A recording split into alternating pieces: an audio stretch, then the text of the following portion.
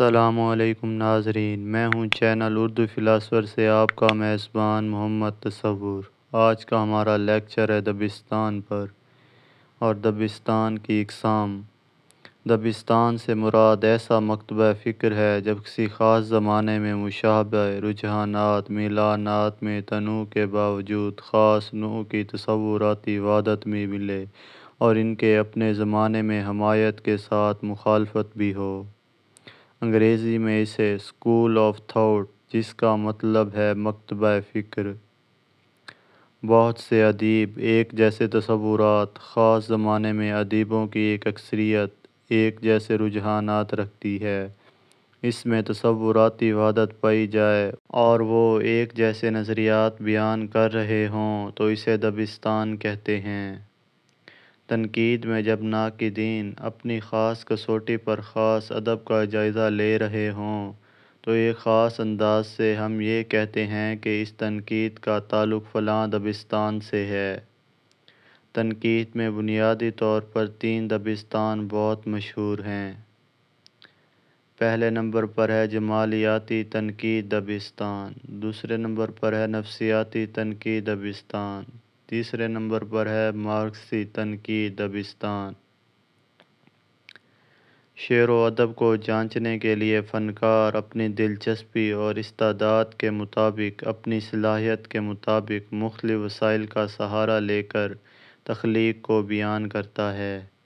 تنقید نگار کا کام یہ ہے کہ وہ یہ دیکھتا ہے کہ فنکار نے کن وسائل کا سہارا لے کر اپنی تخلیق کو حسن و دلکشی کا مرقع بنایا ہے۔ وہ یہ غور کرتا ہے کہ تخلیق میں حسن اور خوبی کیا ہے جو پڑھنے والے کے دل پر اثر کرتی ہے۔ وہ ان کو نمایاں کرتا ہے۔ اسے جمالیاتی نقاد کہا جاتا ہے۔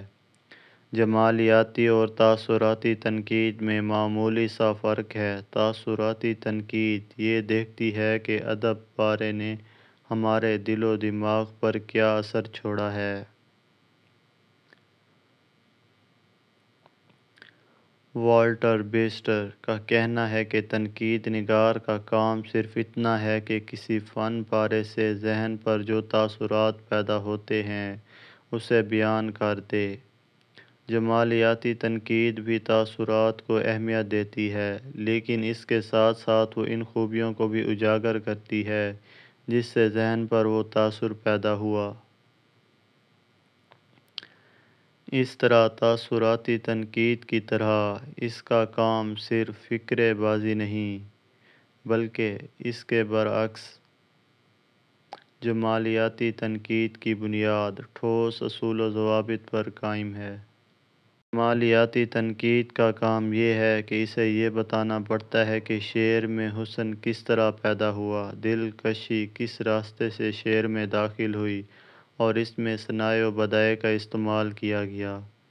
یعنی وہ ان وجوہات کو دکھایا ہے جن کی وجہ سے ادب پارے میں حسن و دلکشی پیدا ہوئی۔ والٹر بیسٹر نے ادب کو 2 حصوں میں تقسیم کیا ہے: اچھا ادب اور اعلیٰ ادب۔ اچھا ادب وہ ہے جو حس رکھتا ہے، یعنی اس کا حسن صرف لفظوں تک محدود ہوتا ہے۔ اعلیٰ ادب وہ ہے جو حسن کے ساتھ معنی بھی رکھتا ہے، مطلب یہ کہ مواد اور اسلوب میں حسن پایا جائے۔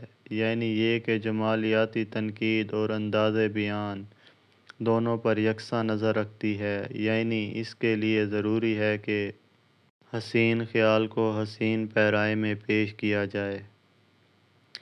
اچھی صورت اچھے لباس میں جلوہ گر ہو تو حسن پیدا ہو جاتا ہے۔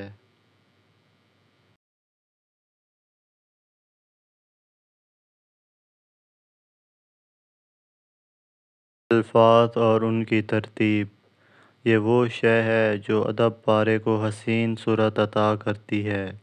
کولرج کا کہنا ہے کہ الفاظ کی بہترین ترتیب نثر ہے اور بہترین الفاظ کی بہترین ترتیب شعر ہے۔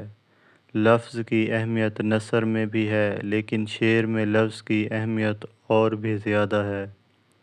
نغمگی ہر لفظ کچھ آوازوں کا مجموعہ ہوتا ہے۔ کچھ آوازیں شیریں ہوتی ہیں، کچھ کراخت۔